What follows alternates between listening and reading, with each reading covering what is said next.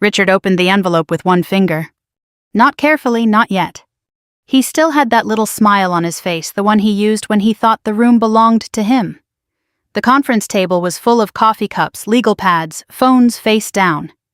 Everyone had gone quiet in that embarrassed way people do when they're waiting for someone else to decide what they're allowed to react to.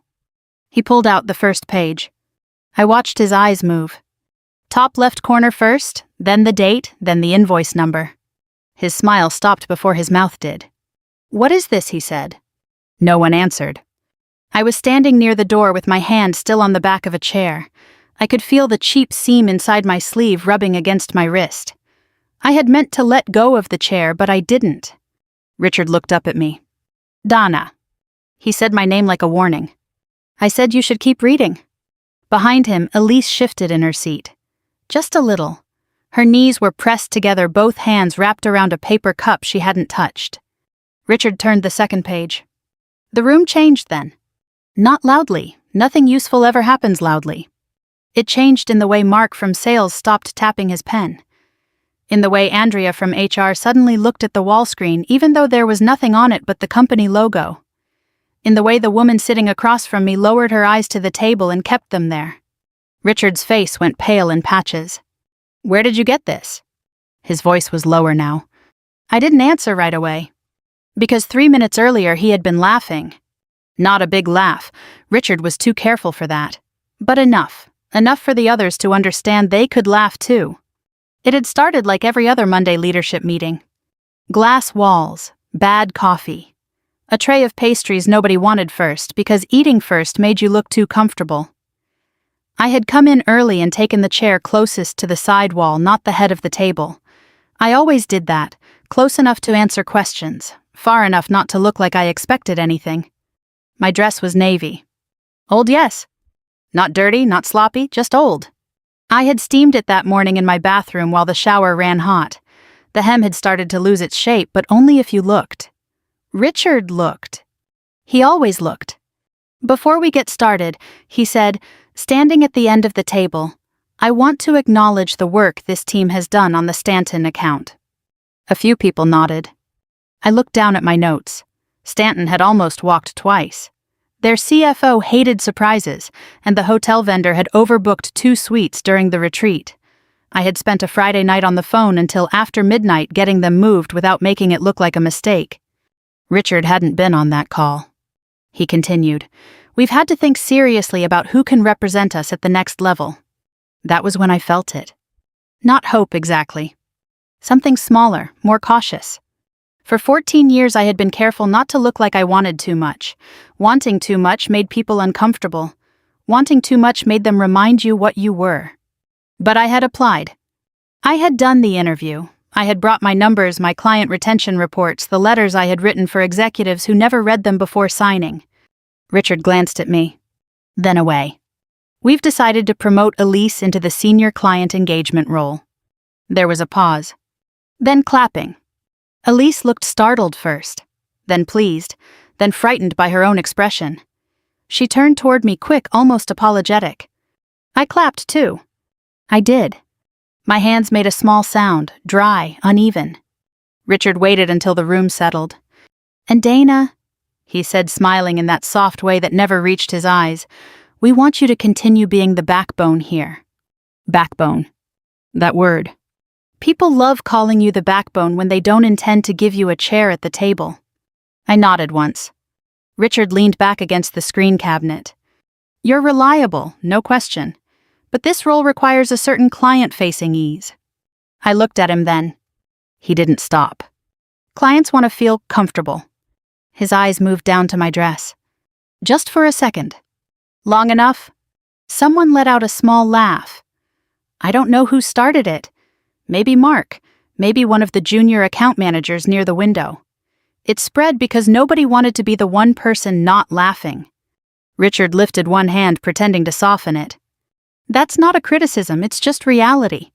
Andrea from HR looked at her notebook. Elise didn't laugh, I remember that. She stared into her coffee cup like there might be an answer in it. I folded my hands on the table. My left thumbnail had a little split near the edge. I pressed it into my palm. Richard said some people are better behind the scenes. The room got very still after that. Not because anyone thought he had gone too far. Because everyone knew he had said what people usually only said in parking lots in side texts after 2 glasses of wine with the right person. I stood up. My chair made a small scrape against the floor. Richard blinked, annoyed by the interruption. "Dana, we're not finished." "I know." My voice sounded normal. That surprised me. I reached into my tote bag. It was on the floor beside my chair, leaning against my calf. Brown leather cracked at one corner. I had bought it from a discount rack 6 years earlier and kept telling myself I would replace it when things got easier. Things did not get easier. The envelope was between my laptop and a folder of vendor contracts. Plain white, no label. I placed it on the table. Richard stared at it. "What's that?" I pushed it toward him with 2 fingers. "Something for you to review." Mark laughed again, but this time it died by itself. Richard didn't touch the envelope. "Is this supposed to be some kind of complaint?" "Number." Andrea finally looked up. Her pen was still in her hand, but she wasn't writing. Richard's smile came back halfway. "Dana, if you're upset, we can schedule time with HR. This isn't the... It's not about the promotion." That was the first lie I told that morning. Of course it was about the promotion. But not because I thought Elise had stolen anything from me. She hadn't. She was 29, smart, polished, and already learning which parts of herself to hide. I could see it in the way she said thank you too fast, in the way she laughed half a second late when men above her made jokes. It was about Richard looking at my dress and deciding he could say it out loud. It was about everyone letting him. Richard picked up the envelope. He opened it. And now, standing by the door, I watched him understand that I had not walked into that room empty-handed. He flipped to the 3rd page. His jaw moved once like he was chewing something bitter. "These are internal records." "Yes." "You had no authorization to copy these." "My name is on them." He looked up sharply. No one moved. I could hear the air conditioner humming above us, the little rattle in the vent near the ceiling. I had sat in that room for years and never noticed it before. Richard lowered the papers. "Where did you get this?" I looked at his hands. They were steady, but he was holding the pages too tightly. The corner had bent under his thumb. I thought about the first invoice I found. The Stanton dinner, $12,000 for a private room I never booked. A signature approval linked to my employee login. My name sitting there neatly like I had agreed to all of it. I thought it had been a mistake. Back then I still believed mistakes were mistakes. Richard said Dana. This time my name sounded different. Not like a warning. Like a request. I picked up my tote bag from the floor. The cracked corner brushed against my knee. I kept copies of everything with my name on it. Andrea inhaled through her nose. Small, sharp. Richard heard it too. His eyes moved to her, then back to me. You need to be very careful right now. I nodded. For a second I almost smiled. Not because I was proud, not because I felt brave. Because careful was the only thing I had ever been. I looked around the table once. At Mark's pen. At Andrea's blank notebook. At Elise still holding that untouched coffee. Nobody looked comfortable anymore. That seemed fair. I opened the door. Richard stood behind me and said, "We're not done." I paused with one hand on the handle. "No," I said, "we're not." Then I walked out before my voice could change. I got home a little after 7. The hallway outside my apartment smelled like somebody's burnt garlic bread again. Mrs. Levin in 4B opened her door while I was unlocking mine. She looked at my face for half a second too long, then smiled quickly like she regretted seeing me. Long day. Yeah. She nodded. That place doesn't deserve you. I almost laughed at that. People always say things like that after they sense something's wrong, like they've been thinking it all along. Inside the apartment was quiet except for the refrigerator motor clicking on and off. I kicked my shoes near the door and stood there without turning on the lights. The city outside the window was gray-blue already. I could still see Richard holding those papers. His thumb bent into the corner. I loosened my hair and walked into the kitchen. The drawer stuck halfway, same as always. I had to pull twice to get it open. Under old takeout menus and a roll of dead batteries were 3 folders secured with black binder clips. Blue, red, yellow. I stared at them for a minute before touching anything. Then my phone buzzed. Richard. I let it ring. A second later, another call. This time Andrea from HR. I turned the phone face down on the counter. The kettle took too long to boil. Everything felt slow that night. Even the steam coming up from the sink moved lazily, curling against the dark window over the faucet. When the phone buzzed again, I finally picked it up. Not to answer. Just to look. 3 missed calls from Richard. 1 voicemail. 2 emails. I opened the voicemail transcript instead of listening. Dana, I think there's been a misunderstanding here. We should discuss this privately before this becomes unnecessarily complicated. That word. Privately. Like humiliation was fine in public, but accountability needed privacy. I deleted the notification without saving it. Then I sat at the kitchen table and opened the blue folder. Most people think things happen all at once, like one big discovery, one smoking gun. That's television. Real life is usually smaller first. A weird number. A duplicate invoice. A date that doesn't line up. The first thing I noticed was 6 months earlier during the Stanton retreat billing. I was reconciling vendor expenses late on a Thursday because the accounting department had pushed deadlines again. Everybody else had gone home. The office looked different after 7, cleaner, meaner somehow, like the friendliness left with the daylight. I remember rubbing my eyes and seeing an entertainment charge for $12,400 attached to my approval credentials. Private dining suite. Premium guest services. Alcohol package. I frowned because I hadn't approved any of it. I thought maybe the system auto-filled the wrong manager. I emailed accounting. Nothing dramatic. Just, hey, I think this may have been assigned incorrectly. The next morning I got a reply from Ted in finance. Already corrected, thanks. No explanation. No attachment. Just that. I should have left it alone. Most people would have. But 2 weeks later another charge appeared. Then another. Different clients, different dates. Always routed through my login credentials after hours. I started printing copies. Not because I suspected some huge scheme. Because my father spent 30 years telling me one sentence whenever something went wrong. Protect yourself first, nobody else will. Funny thing was, he never followed that advice himself. When I was 10, he co-signed a loan for his brother and lost half his retirement fixing the damage afterward. He called it loyalty. My mother called it weakness when he wasn't around. I poured tea into a mug and carried it to the couch. The apartment still smelled faintly like the lavender detergent my mother used whenever she stayed over after medical appointments. She'd been sleeping on my couch twice a month lately because the hospital was closer from my place. Her pill organizer sat beside the lamp. Thursday morning section already empty. I looked at it too long. Then my phone rang again. Richard. I answered this time. Neither of us spoke immediately.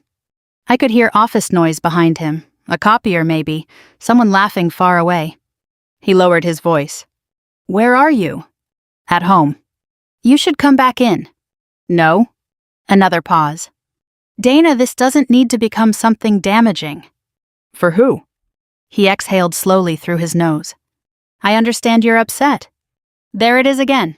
What? Upset. You embarrassed me in front of my entire staff. I leaned back into the couch cushion. Your staff. Silence. Then you copied confidential financial documents. My name is attached to them. That doesn't give you the right to remove them. You already used my credentials. Another silence. Longer this time. I heard a door close on his end. When he spoke again, his voice sounded flatter. Who else has seen those files? I looked toward the folders on the kitchen table. Blue, red, yellow? Why? I'm asking. No, you're checking. Dana. You laughed. He stopped talking. I surprised myself saying it out loud. Not because it was dramatic, because it sounded smaller than I expected once it was in the air. You sat there and laughed. It was a joke. No, it wasn't. He didn't answer. I remembered the room exactly. The coffee cups, the little cough Mark made while trying not to laugh too loudly, Andrea pretending to take notes, Elise staring at her cup. Richard finally said quieter now, you know how these meetings go.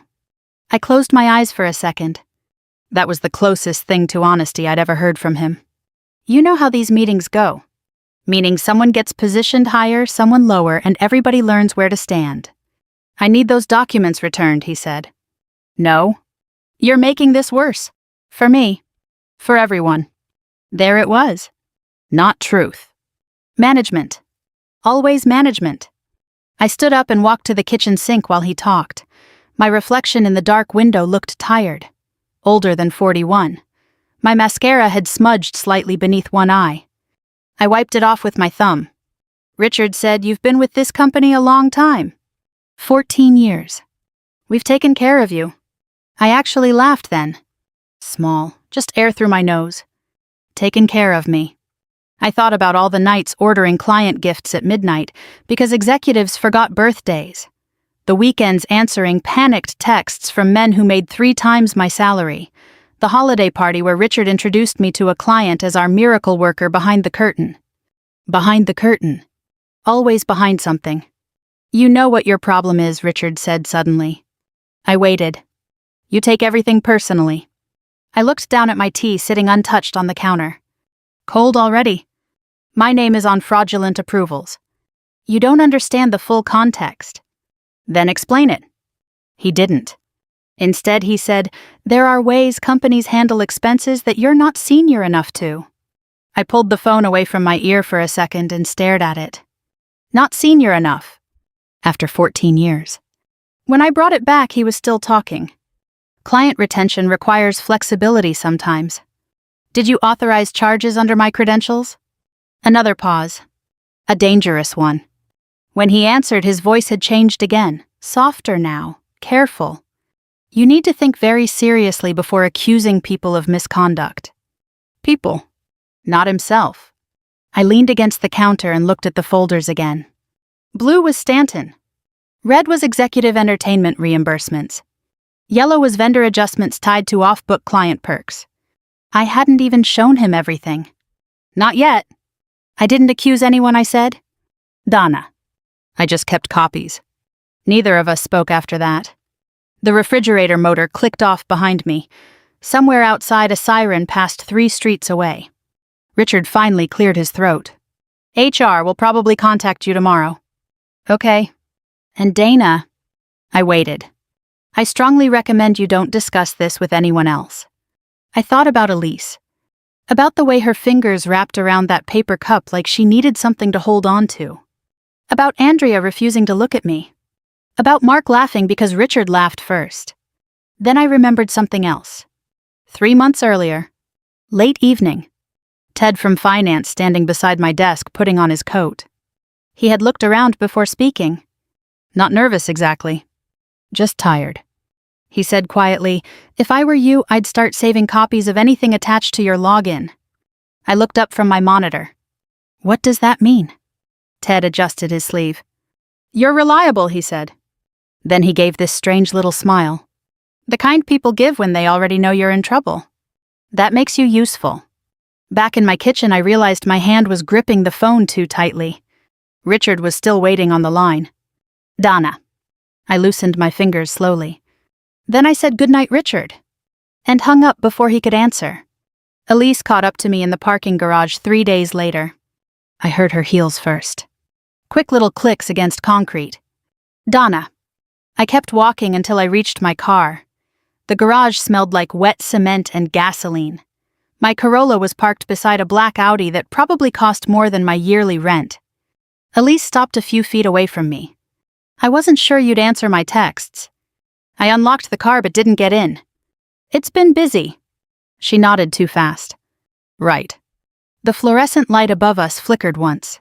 She folded her arms, then unfolded them again immediately. Her promotion had already changed the way she dressed at work. Better tailoring, softer makeup. Somebody in leadership had probably told her presentation matters and made it sound helpful. She looked exhausted. I wanted to say I'm sorry, she said quietly. For what?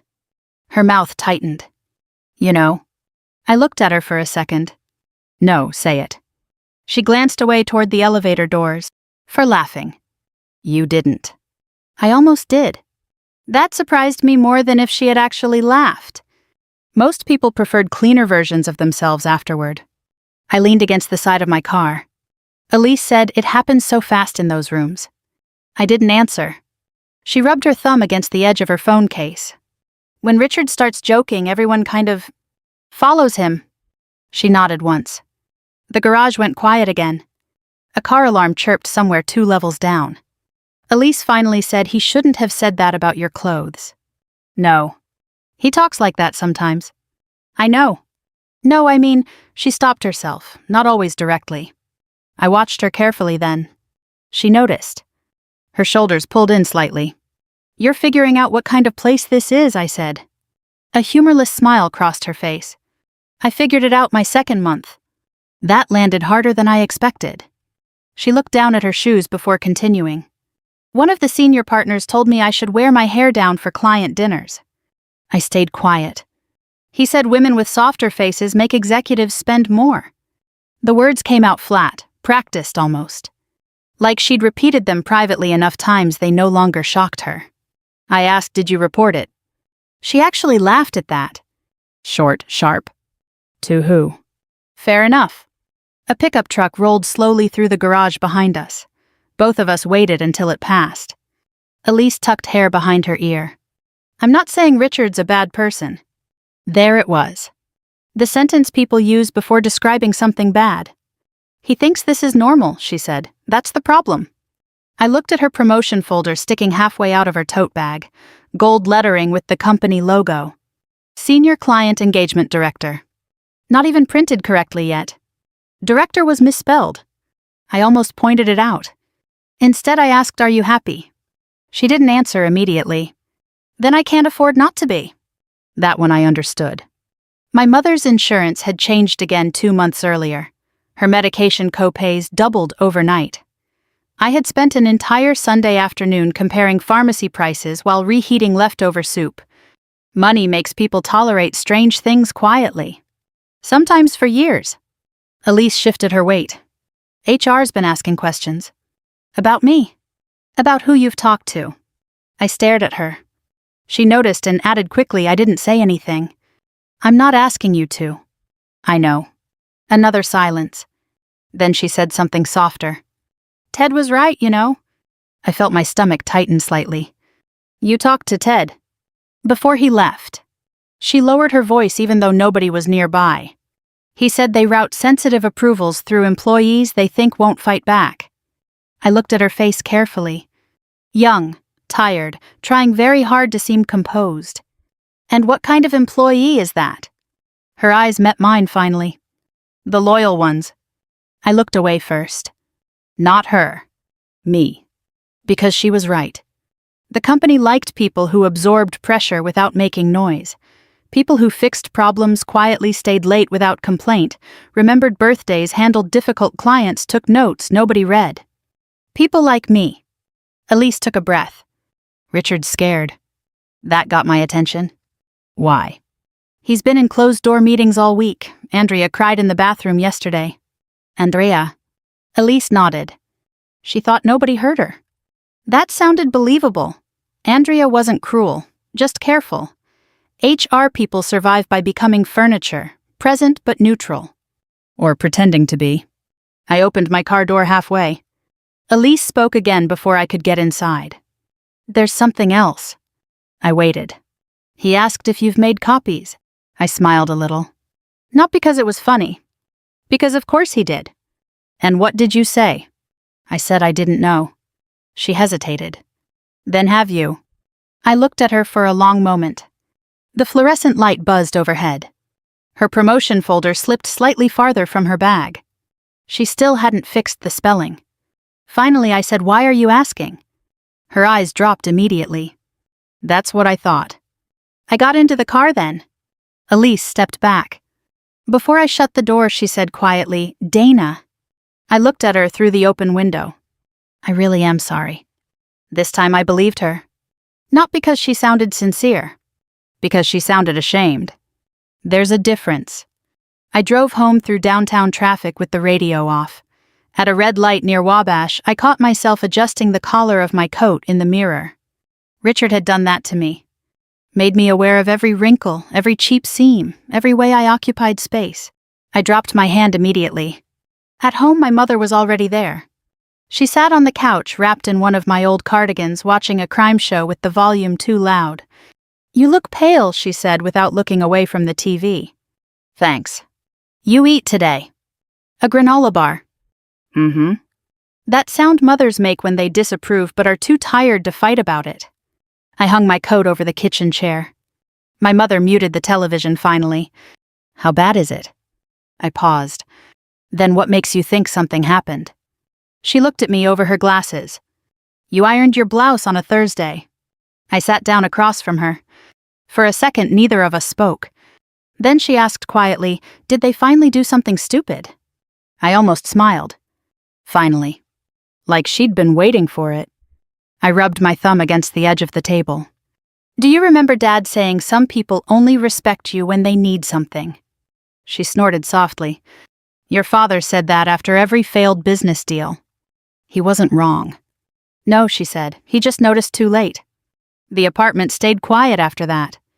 On the television, actors moved silently with captions across the screen. My mother looked at me carefully. "You staying there?"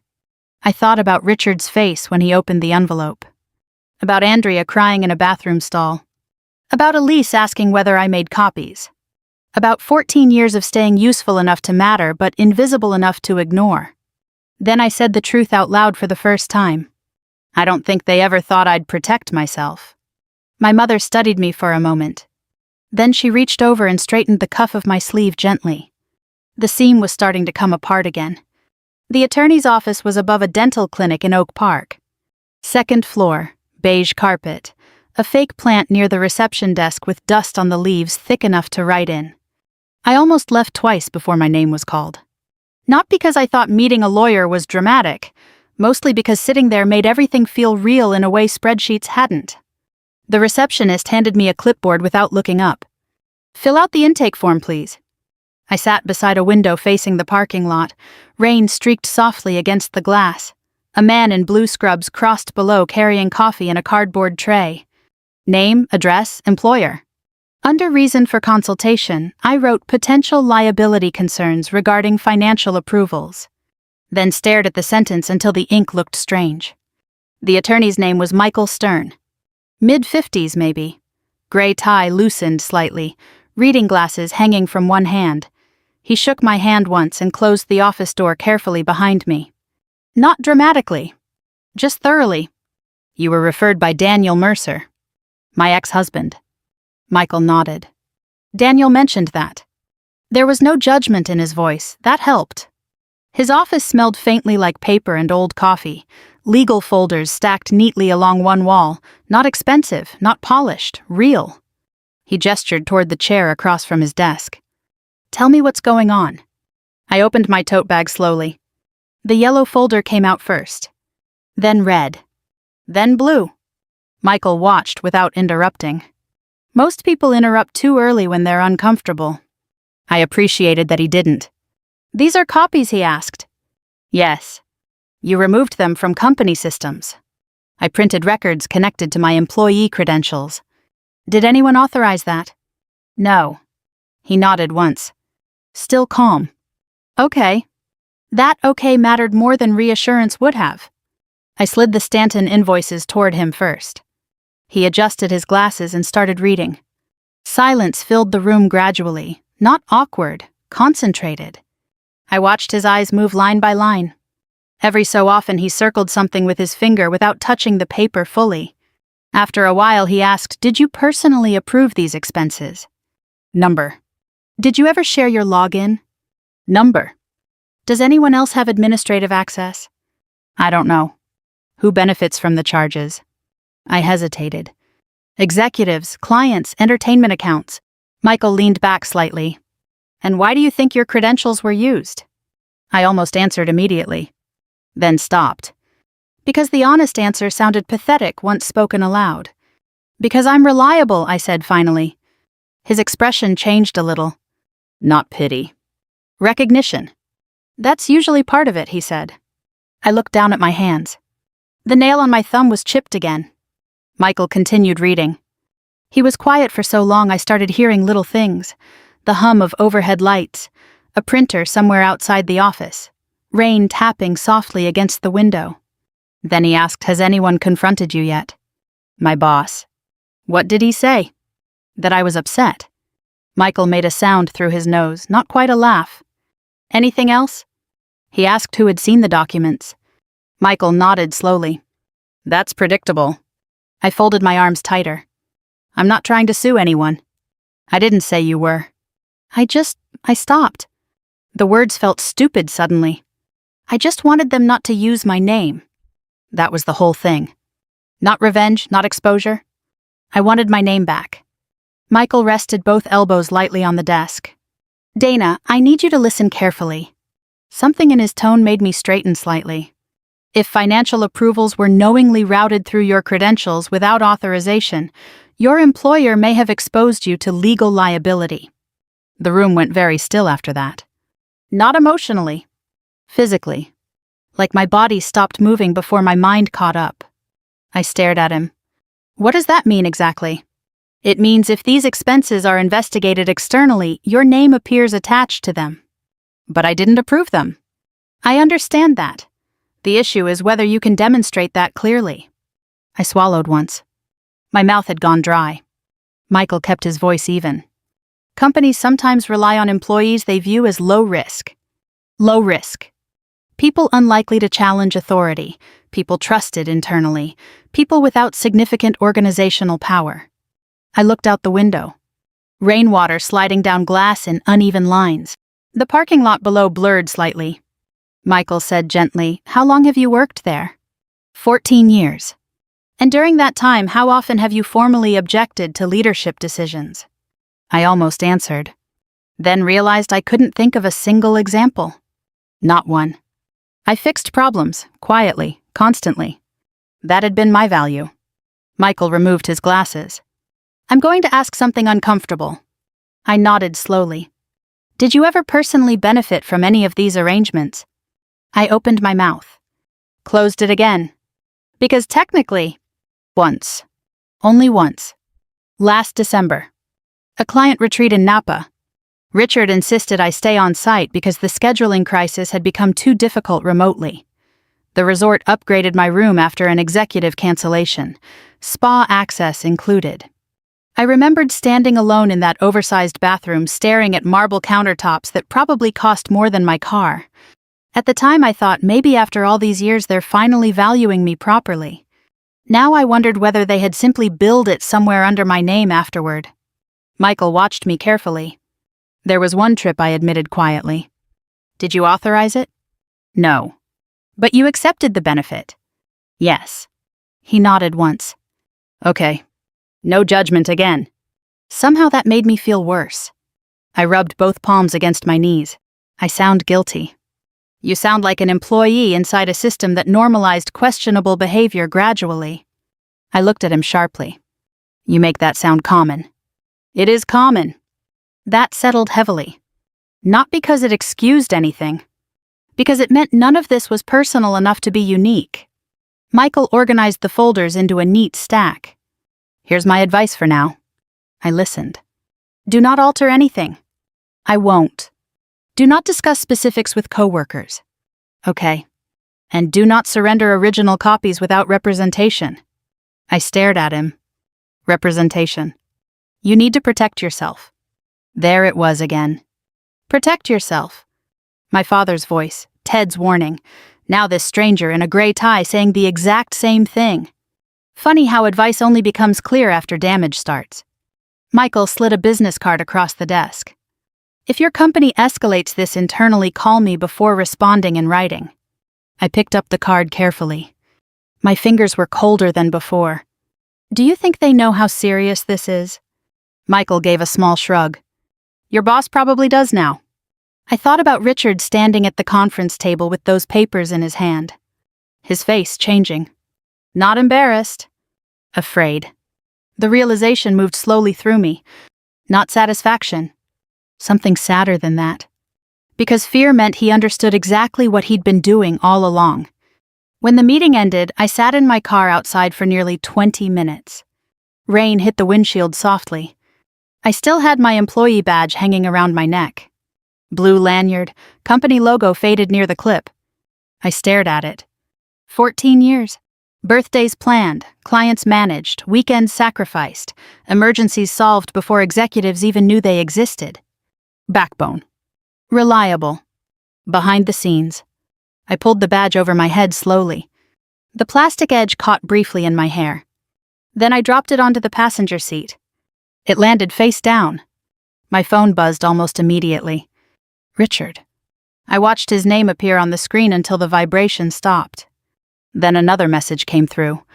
We need to speak before this goes further. Not are you okay? Not I'm sorry. Just management again. Always management. I leaned back against the seat and closed my eyes for a second.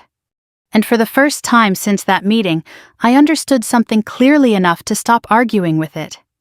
The humiliation wasn't the rupture. Not really. The rupture was realizing they had built an entire system around the assumption that I would stay quiet. By Monday morning, nobody said my name first anymore. That was the difference. Before, people greeted me automatically. Little things. Morning, Dana. Can you look at this when you get a second? Did the Henderson file ever come through? Now conversations shifted when I walked past. Not dramatically. Just enough. The elevator ride to the 12th floor was silent except for soft music and someone clearing their throat near the buttons. Mark stood beside me holding his phone too high, pretending to read something important. He didn't look at me once. When the doors opened, Andrea was already waiting near HR with a folder against her chest. Dana, she said carefully, do you have a minute? Carefully. Like I might explode. I followed her into the small conference room near payroll. The blinds were half closed even though there was barely any sunlight outside. Andrea sat down first. That told me she was nervous. Usually HR lets the other person sit first, makes them feel managed. She slid a packet across the table. Leadership thought it might be appropriate to discuss temporary leave options. I looked at the folder but didn't touch it. Temporary. Yes, while internal reviews are ongoing. Reviews of what? Andrea pressed her lips together briefly. You understand I can't discuss active internal matters. There it was. Corporate language, clean enough to avoid fingerprints. I leaned back slightly. Am I being accused of something? Number. But I'm being removed. Nobody said removed. I almost smiled. Andrea noticed. Her shoulders tightened. I'm trying to help you navigate this professionally, she said softly. And I believed she meant it. That was the strange part. People inside systems like this convince themselves survival is kindness. I finally opened the folder. Administrative leave. Continued pay pending review. Confidentiality expectations. Voluntary cooperation. Voluntary always means the opposite when lawyers start touching documents. I flipped another page. Severance discussion framework. Already prepared. That moved through me slowly. Not shock. Timing. They had this ready too quickly. Andrea watched my face carefully. This isn't disciplinary. Then why does it feel rehearsed? She didn't answer. Outside the conference room, I could see employees passing through the hallway carrying coffee cups and laptops. Nobody glanced inside. Andrea lowered her voice. There are concerns about exposure. Whose exposure? A pause. Company exposure. Of course. Not truth. Exposure. I closed the folder gently. Andrea did Richard authorize charges through my credentials. Her eyes dropped immediately. That was answer enough. She rubbed one thumb against the edge of her wedding ring. I'm not part of accounting operations. That wasn't my question. Another pause. Longer this time.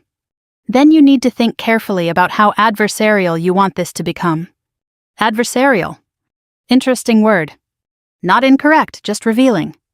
Because somewhere over the weekend I had stopped being an employee with concerns and become a threat requiring management language. I stood up. Andrea looked startled. Dana, nobody wants escalation. No, I said quietly, nobody wants documentation. That landed. I could see it. Her face changed slightly before smoothing itself back into HR neutrality. I picked up the folder. I'll review this at home. Andrea nodded quickly. That's fine. When I opened the conference room door, the hallway noise returned immediately. Phones ringing, printers running, someone laughing near reception. Normal office sounds. The company had decided to continue functioning around the damage. That was almost insulting. At my desk, half my workload had already been reassigned. The Henderson account folder was gone. So was the executive travel calendar I managed every quarter. Even my shared scheduling permissions had been reduced. Nobody mentioned it. I sat down slowly and opened my email. 23 unread messages. Only 2 directly addressed to me. The rest were chains I had been quietly removed from. I stared at the screen for a while before opening the lower desk drawer. Inside was a protein bar, 3 pens aspirin, and a stack of handwritten client notes tied with a rubber band. I picked one randomly.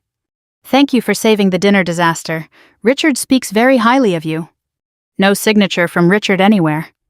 Just mine underneath logistics details in blue ink. I put the note back. Around noon, Elise appeared beside my cubicle holding a salad container she clearly wasn't eating. Can I sit? I nodded once.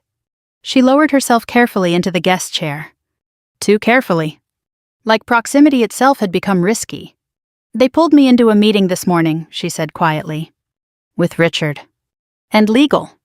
I looked at her then. She glanced around before continuing. They asked whether you ever complained about feeling overlooked. I almost laughed. Overlooked. Yeah. She picked at the salad lid without opening it. I think they're trying to frame this as emotional retaliation. That didn't surprise me. Women become irrational very quickly once institutions need them smaller. What did you say I asked? That you trained half this department. A small silence settled between us. Then she added quietly, Richard looks terrible. I looked back at my screen. Good. The thought came too fast. I didn't like it. Elise leaned closer. Ted called me yesterday. That got my attention. He called you. He heard there was an audit. Audit. So it was real now. Not just meetings behind glass walls. Elise lowered her voice further. He said executive entertainment accounts have been under review before. Before. She nodded.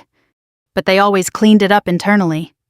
I thought about Michael Stern saying companies normalize things gradually.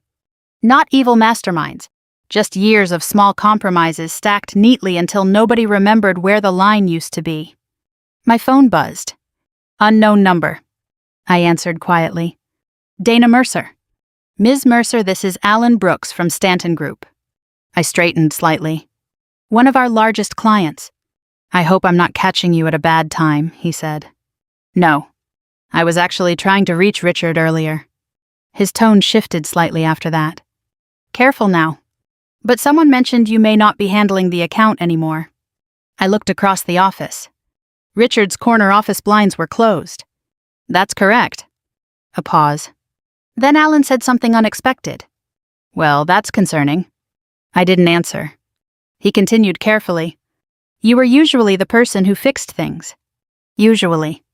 Past tense already. I appreciate that, I said. Another pause. Then, off the record, should I be worried about something internally? There it was. Not accusation. Instinct. Clients always know before companies admit anything.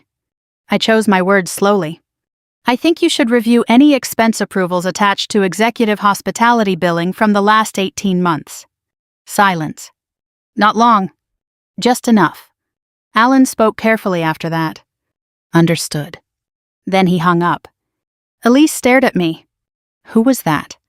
Stanton. Her face lost color slightly. Oh. Neither of us spoke for a second. Then she whispered, That's bad. I looked around the office again. At people typing emails. Laughing softly near the printer. Pretending the building wasn't quietly shifting underneath them. No, I said. It's honest. Around 3 that afternoon, my executive floor access stopped working. I pressed my badge against the scanner twice. Red light. Again. Red. A younger employee behind me waited awkwardly holding a coffee tray. I stepped aside automatically. Sorry. He swiped his own badge quickly and slipped through without meeting my eyes. The door shut softly in front of me. I stood there for a second longer than necessary. Not because I needed upstairs access. Because nobody had told me. That was the part that stayed with me. Not the restriction. The silence around it. Like dignity was something they could slowly reduce in small administrative updates. I walked back toward my desk slowly. Halfway there I saw Richard standing near the copy room. He saw me too. For a moment neither of us moved. Then he walked toward me, adjusting his cufflinks. Still polished, still controlled. But his eyes looked tired now. Older somehow. "Dana," he said quietly. I waited. "We need to resolve this." Resolve. Another management word. I looked at him for a long moment before answering. "You already resolved it." His face tightened slightly.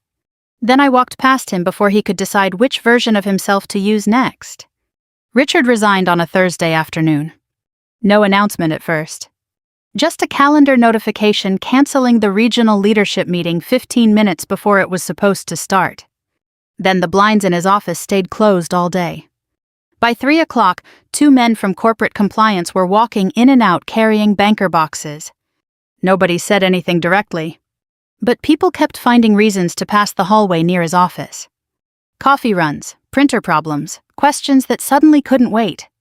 Offices are like high school that learned better vocabulary. I sat at my desk answering emails I technically no longer needed to answer. My access had been reduced again that morning. Half the systems I used daily now gave me polite error messages.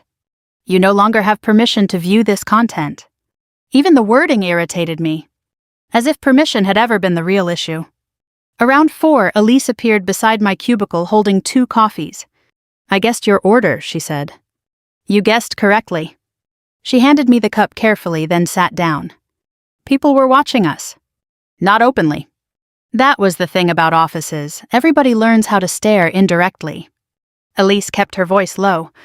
"They're saying Richard stepped down for personal reasons." "Of course they are." She blew lightly across the coffee lid. "I heard legal was upstairs all morning." I nodded once. Neither of us said more for a moment. The office noise sounded thinner lately. Less laughter, more doors closing. Fear changes acoustics.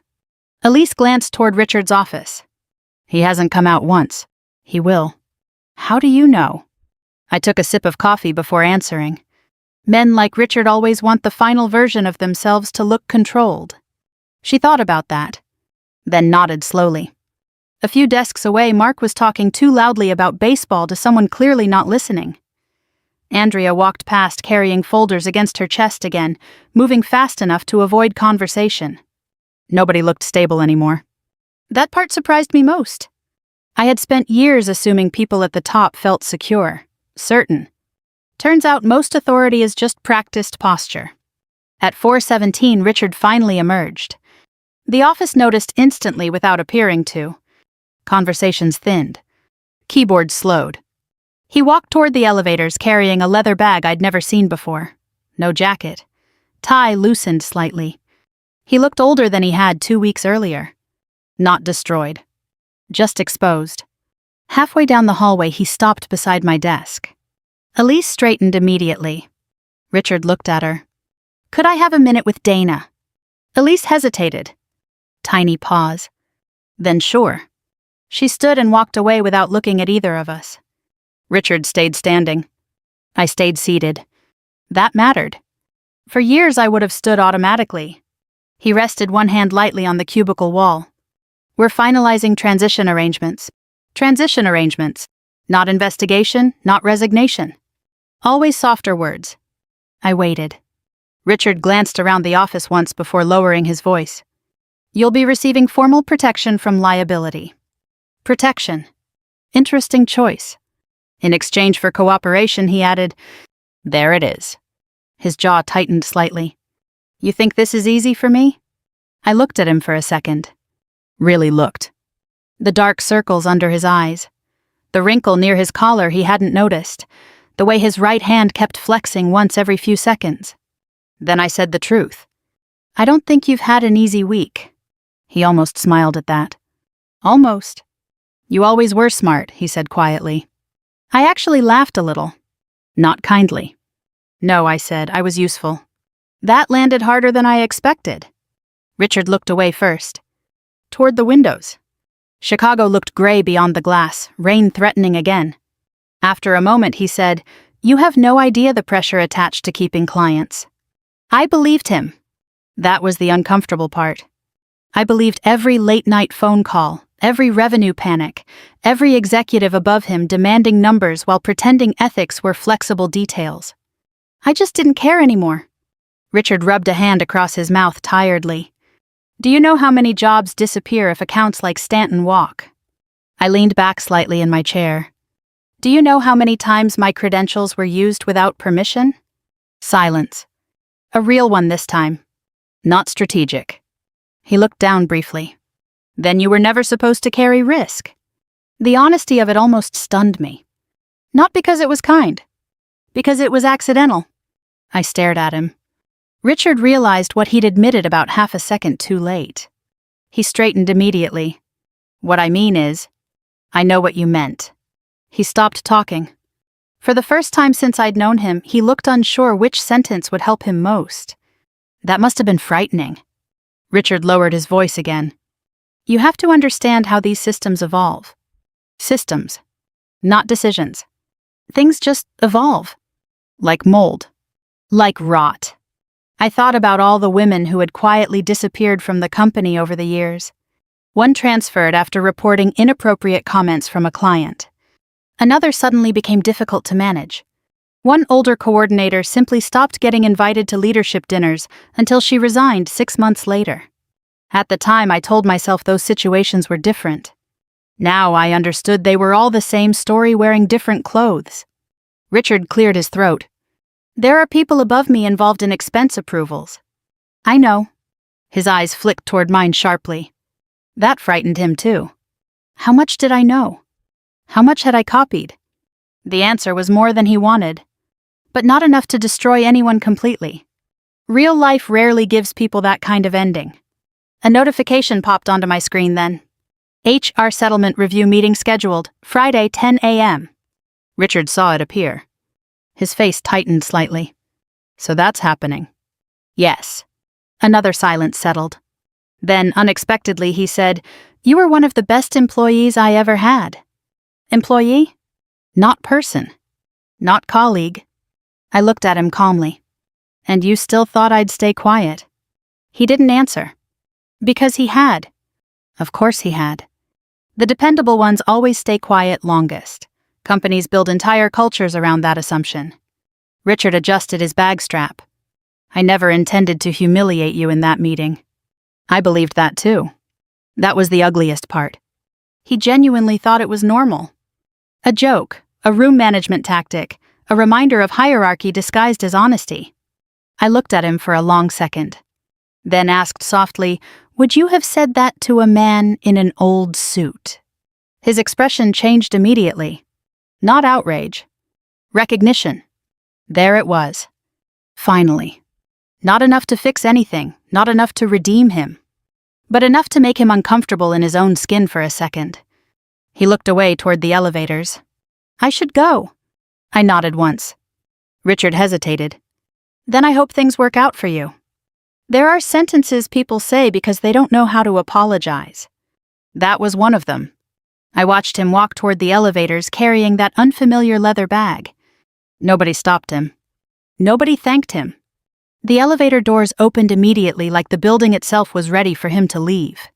After he disappeared, the office stayed quiet for another few seconds. Then keyboards resumed. Phones rang again. Work continued. That part felt almost obscene. Elise returned slowly to my desk holding her coffee with both hands. Is he gone? I think so. She sat down carefully. Across the office, Mark was already telling someone Richard had probably just burned out. Memory rearranges itself fast around power. Elise looked at me. How do you feel? I thought about it honestly. Not victorious. Not relieved. Mostly tired. Like I had been carrying something heavy so long I no longer remembered what standing normally felt like. I opened my bottom drawer to start cleaning it out. Pens, client notes, old chargers. Near the back was a folded thank you card from 3 years earlier. I opened it slowly. Dana, your attention to detail saved the evening. Couldn't have done it without you.